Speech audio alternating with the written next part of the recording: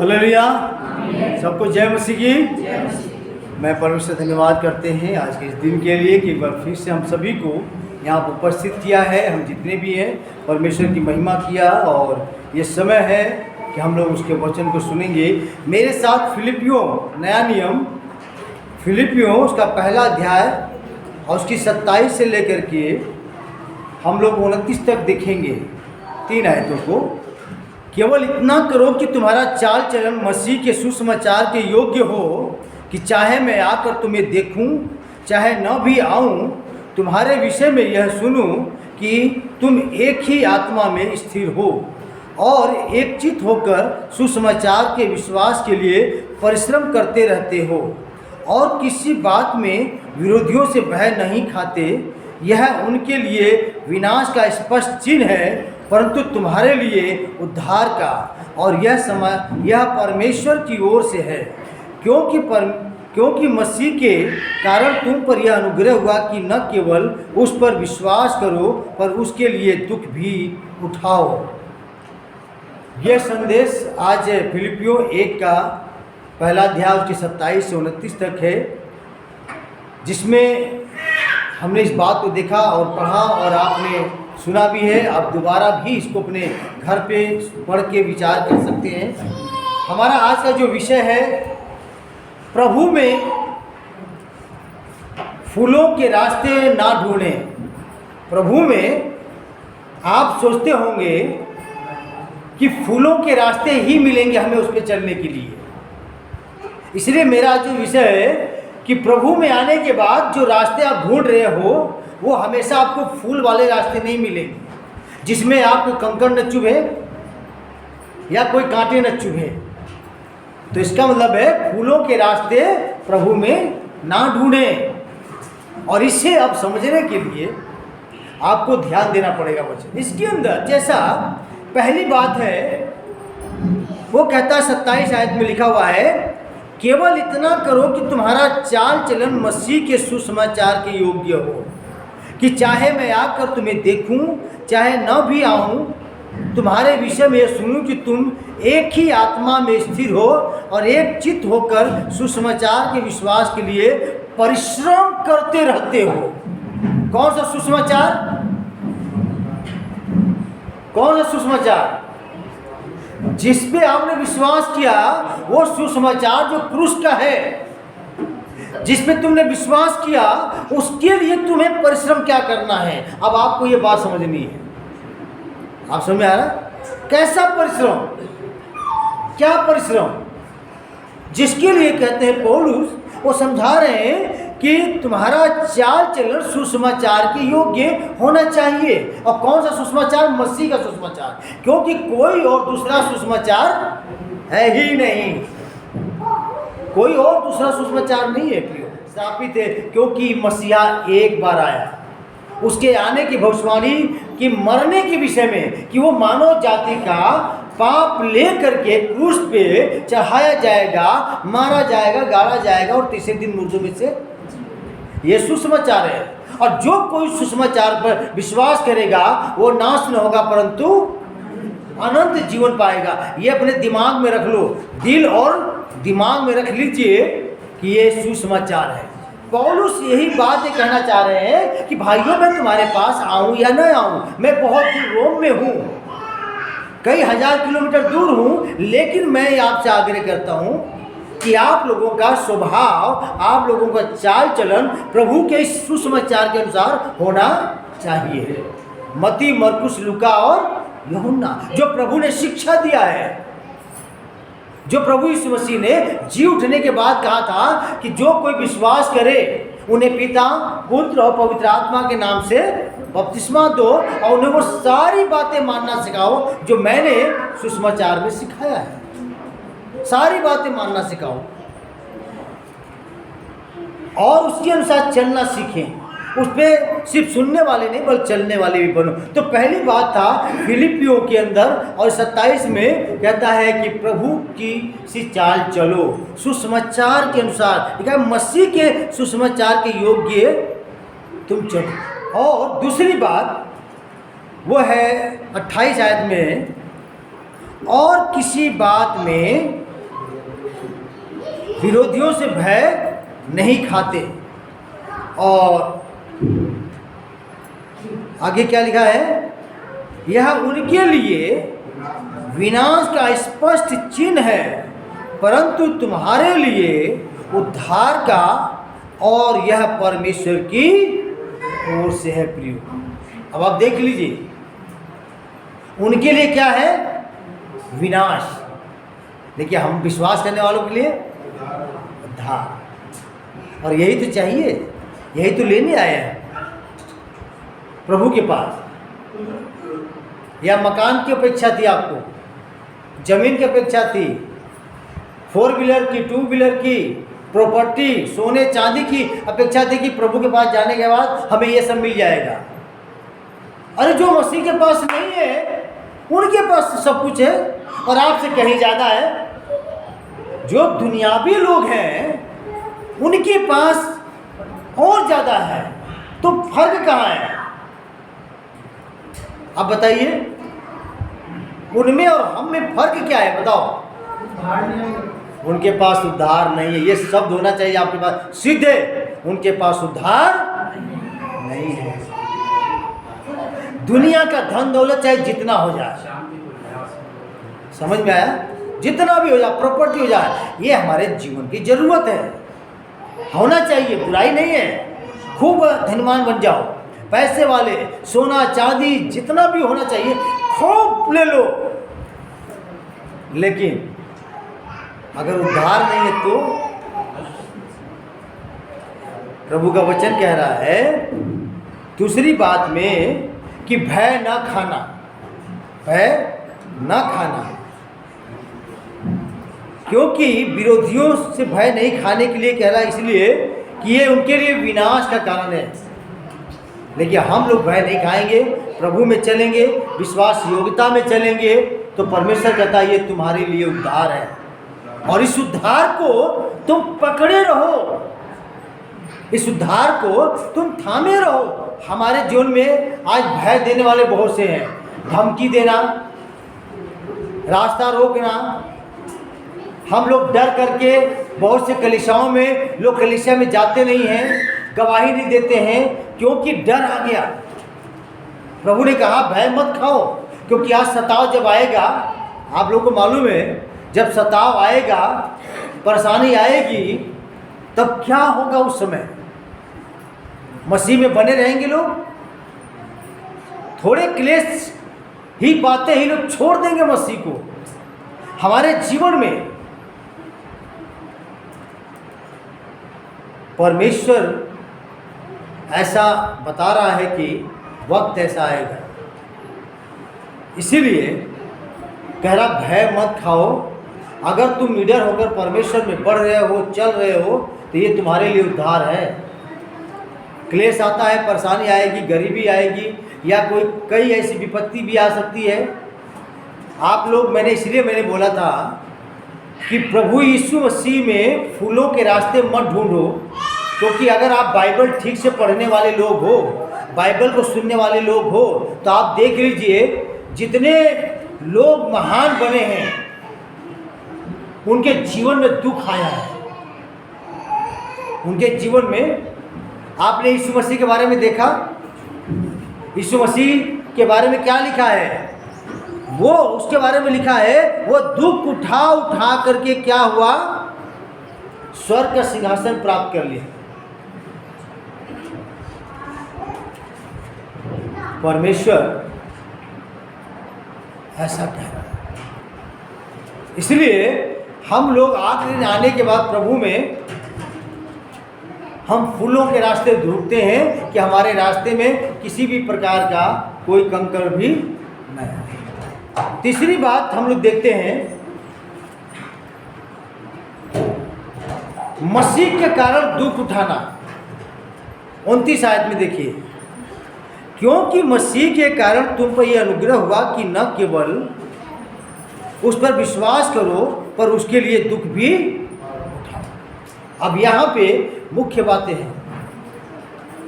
हम लोग प्रभु में आने के बाद किस लिए आते हैं? कि मुझे चंगाई मिल जाए, बीमारी से छुटकारा मिल जाए, दुष्ट आत्मा से छुटकारा मिल जाए, हमारे कारोबार में प्रभु आशीष दे। पादरी साहब ऐसी प्रार्थना कर दे। अब हम प्रभु में आने के बाद फूल वाले रास्ते ढूंढते हैं कि वो रास्ता हमें चाहिए जिसमें कभी दुख तकलीफ न आए। और ऐसा बाइबल क्या कह रही है, प्रभु का वचन पौलुस ने क्या कहा, मसीह के कारण तुम पर यह अनुग्रह हुआ कि न केवल विश्वास करो पर उसके लिए दुख भी उठाओ। दुख उठाने के लिए हम तैयार नहीं हैं। अगर आपके जीवन में दुख आ जाता है, थोड़ी परेशानी आती है, तो आप कहने लगते हो हमारे पास्टर के अंदर सामर्थ्य नहीं है। फिर उंगली उठाने लगते हो, दोष लगाने लगते हो, हमारे पास्टर हमारे चर्च में, हमारे कलीसिया में ऐसा वैसा नहीं है, उंगली उठाना आरंभ होता है। और बाइबल ये करी, दोष मत लगा कि तुम पर भी दोष। इसलिए बाइबल करी तू अपने आप को जांच और परख कि तू विश्वासी है या नहीं। अपने आप को जांच और परख कि तू विश्वासी है या। बाइबल ये कह रही, हम बाइबल से ये सीखते हैं, प्रभु ने कहा जा तेरे विश्वास ने तुझे। तो चंगाई पाने वाला व्यक्ति, आशीष पाने वाले व्यक्ति के लिए पहले अपने विश्वास को लेके आना चाहिए। और हम जो सेवा कर रहे हैं, पास्टर जो सेवा कर रहा है, वो विश्वास के साथ ही प्रार्थना कर रहा है। अगर किसी में क्रियाशील नहीं हो रही है वो सामर्थ, तो वरदान किसके पास है? ये पवित्र आत्मा का वरदान है। उसके पास 9 वरदान है, तो जिसको जैसा चाहता है वो उसको देता है। अगर कोई आता है, मुझे कहता है कि मुझे चंगाई के लिए प्रार्थना करना है, तो मैं उसके लिए चंगाई के लिए प्रार्थना करूंगा, तो पवित्र आत्मा उसे छुएगा, वो चंगा होगा। अगर कोई कहता है घर में बुला के, पास्टर जी, या ऑफिस में आकर के या चर्च में आकर के बोले पास्टर जी हम एक बिजनेस करना चाहते हैं, बिजनेस के लिए प्रार्थना करो, तो परमेश्वर क्या करेगा? वो आशीष की प्रार्थना हम उसके लिए करेंगे, तो प्रभु का आत्मा उसे छुएगा। बुद्धि के लिए करेंगे तो बुद्धि पवित्र आत्मा देगा। खुशहाली के लिए बोले तो खुशहाली के लिए देगा। इसलिए जब प्रार्थना आप करते हो तो शब्द लिखिए, उसमें बताइए प्रभु मुझे इसके लिए मैं कर रहा हूँ, इसके लिए आप छुइए पवित्र आत्मा जी। बाइबल कह रही है विश्वास तो तुमने कर लिया। तुम ये कहते होंगे कि मैंने तो विश्वास कर लिया, मैंने तौबा कर लिया गुनाह से, मैंने माफ़ी मांग लिया, अब तो प्रभु मेरे लिए तू ऐसा कर कि मैं कभी बीमार ना हूँ, तू ऐसा कर कि मेरे घर में कभी कमी घटी ना हो, तू ऐसा कर कि मेरे जीवन में कभी कोई परीक्षा न आए, किसी प्रकार को कोई दुख ना हो, मैं तुझ पर तो विश्वास करता हूं। लेकिन ये कहना छोड़ दे, बल्कि हर प्रकार की बीमारी, हर प्रकार की परीक्षा, हर प्रकार की कमी घटी अगर आती है तो उसका सामना करो। हालेलुया। इसलिए मैंने कहा प्रभु यीशु मसीह में फूलों के रास्ते मत ढूंढो, हमेशा इसी की अपेक्षा मत करो कि मुझे यही रास्ता मिलेगा तो मैं इस पे चलूंगा, नहीं तो मैं मसीह को छोड़ दूंगा। अगर परमेश्वर ने मुझे आशीष नहीं दिया तो वो परमेश्वर है ही नहीं, ये कहना मूर्ख की बातें हैं। अगर मैं प्रेरितों के काम 14 का 22 पढ़ते हैं तो थोड़ा से ध्यान से आप सुनिए, आपके पास है तो। प्रेरितों 14 का 22 से यहाँ ऐसा लिखा है, और चेलों के मन को स्थिर करते रहे और उपदेश देते थे कि विश्वास में बने रहो, और यह कहते थे कि हमें बड़े क्लेश उठाकर परमेश्वर के राज्य में प्रवेश करना है। परमेश्वर के राज्य में कैसे चलना है, कैसे प्रवेश करना होगा? आसान है क्या रास्ता? फिर से पढ़ेंगे। और चेलों के मन को स्थिर करते रहे और यह उपदेश देते थे कि विश्वास में बने रहो, और यह कहते थे कि हमें बड़े क्लेश उठाकर परमेश्वर के राज्य में प्रवेश करना होगा। समझ में आ रहा? कलीसिया को, चेलों को ये बात समझा रहे कि स्वर्ग के राज्य में जाना इतना आसान नहीं है, वो आपको सकरा मार्ग चुनना पड़ेगा, और सकरे मार्ग में चलना हमारे लिए कठिन है। और लोग सकरे मार्ग में चलना नहीं चाहते हैं, इसीलिए होता है कि वो चौड़े मार्ग में जाते हैं, कभी वो इधर जाते हैं, कभी वो इधर जाते हैं, कभी इधर वो टकराते, कभी उधर टकराते, कभी इस चर्च में, कभी उस चर्च में, कभी उस चर्च में, कभी उस चर्च में, और एक दिन पता चलता है कि वो बैठ जाते हैं, वो मसीह को छोड़ देते हैं, उनके लिए परमेश्वर होता ही नहीं है। वो दुख उठाना चाहते नहीं है। वरदान पवित्र आत्मा के पास है। प्रभु का वचन हमें ये सिखाता है, जा तेरे विश्वास ने तुझे चंगा किया। तेरी कमाई में बरकत यीशु देने के लिए बोला है। प्रभु ने कहा था, परख कर मुझे देखो, मैं वादा नहीं कर रहा हूँ। प्रियो, परमेश्वर का वचन कह रहा है, इसी प्रकार के लोग जो होते हैं वो अपने उद्धार को खो देते हैं, स्वर्ग में नहीं जा पाते हैं, स्वर्ग उनके लिए बंद हो जाता है। इसलिए हमें वचन सिखा रहा है यहाँ पे कि बड़े दुख उठा उठा करके स्वर्ग के राज्य में प्रवेश करना होगा। और पौलुस ने कहा, सिर्फ विश्वास करना ही काफी नहीं है, बल्कि आपको विश्वास में बने रहना बहुत जरूरी है। सुसमाचार में लिखा है, प्रभु यीशु ने कहा, जो अंत तक धीरज रखेगा उसी का उद्धार होगा। आज लोग बड़े नॉर्मल समझ लेते हैं, उनकी जड़ें नहीं मजबूत होती है।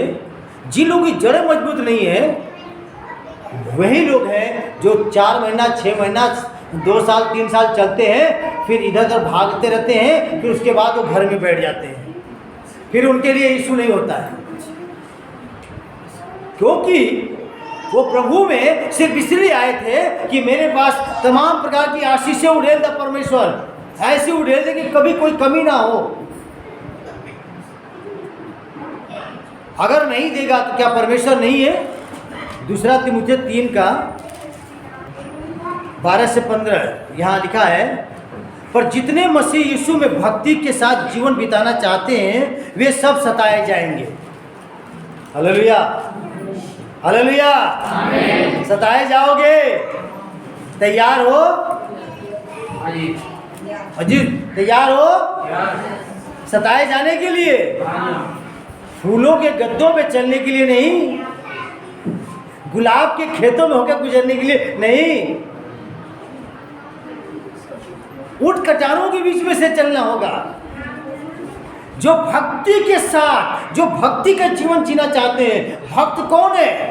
जो प्रार्थना करता है, वचन पढ़ता है, संगति करता है, चर्च आना नहीं छोड़ता है, संगति करना नहीं छोड़ता है, घर में पास्टर बुलाना नहीं छोड़ता है, दान दशमांश देने वाला है, वो यीशु के अलावा किसी और परमेश्वर को नहीं जानता, वो भक्ति का जीवन जीने वाला व्यक्ति है। उसके लिए कहता है, भक्ति के साथ जो जीवन बिताएंगे वे सब सताए,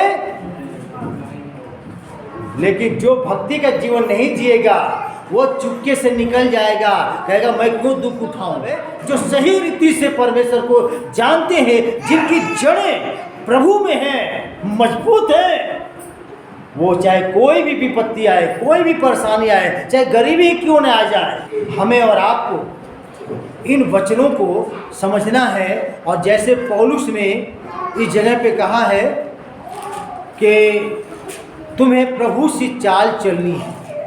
आज कुलुस्सियों के पहले अध्याय 27, 28 और 29 आयत में 3 बातें परमेश्वर ने दिखाया और यहाँ पे कहा कि तुम्हें प्रभु से चाल चलनी है, मसीह के वचन के अनुसार चलना है। दूसरी बात उसने कहा, भय नहीं खाना।